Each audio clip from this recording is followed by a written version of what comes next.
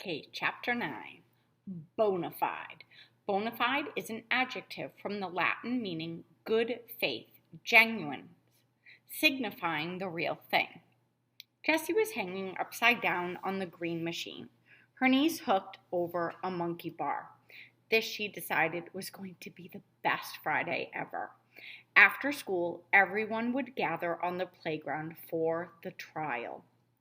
Even Megan, who had talked her mother into leaving later for their trip. Mrs. Overton had already given them permission to use the playground equipment after school. All right, boys and girls. Okay. Jessie had her map. She had her note card. She had practiced her closing argument at least 20 times.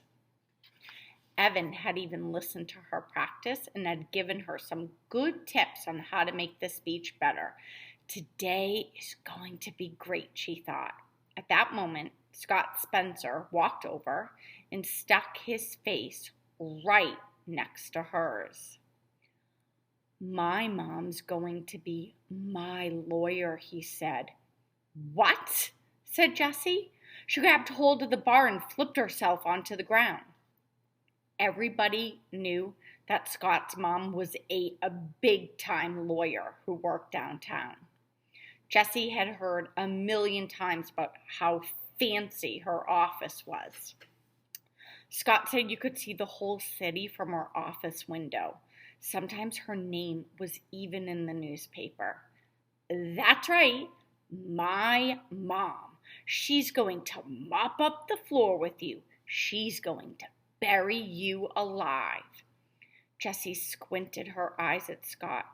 She's taking a day off from work? No, said Scott, sneering at Jessie. But she said she'd leave early. I told her it was important, and she said she'd be here. Well, she can't, said Jessie, stammering. It's for kids only. No grown-ups allowed. Are you saying I can't have a lawyer?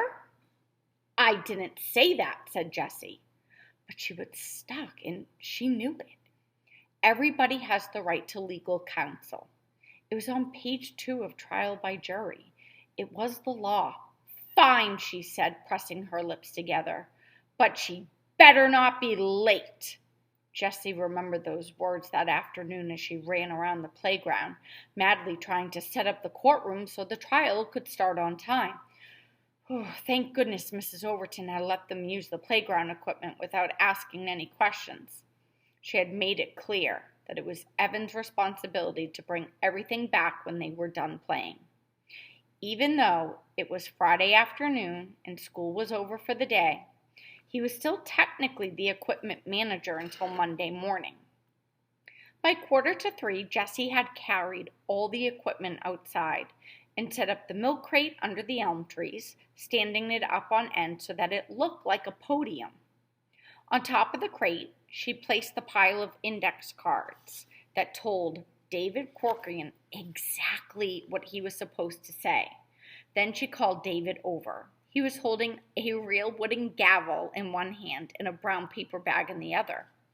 Look what I borrowed from my dad, said David, waving the gavel. It was a gag gift, and he said we could use it. What's in there? Asked Jessie, pointing to the bag. David reached into the bag and pulled out a bunched up ball of black cloth. He slipped it over his head. The cloth puddled at his feet. It's my brother's graduation robe, he said. I know it looks big, but just wait. He stepped behind the podium so that the milk crate covered all the extra fabric dragging on the ground. Jessie had to admit, it made him look like a real judge. And when he banged the gavel on a block of wood he'd brought, Jessie felt maybe she really could count on David Corcoran to do his part. In front of the milk crate, Jessie placed 2 basketballs, one for Evan to sit on and one for Scott. Jessie's chair was the dodgeball, and she set it up right next to Evan's. Should she set up the other dodgeball for Scott's mother to sit on? She couldn't imagine a grown-up sitting on a ball the way kids did. So she left the second dodgeball in the crate. Off to one side, she stretched out the jump ropes to form a box on the grass where the jurors would sit, and on the other side, she put down a squiggly jump rope that marked where the witnesses would stand while they waited to testify.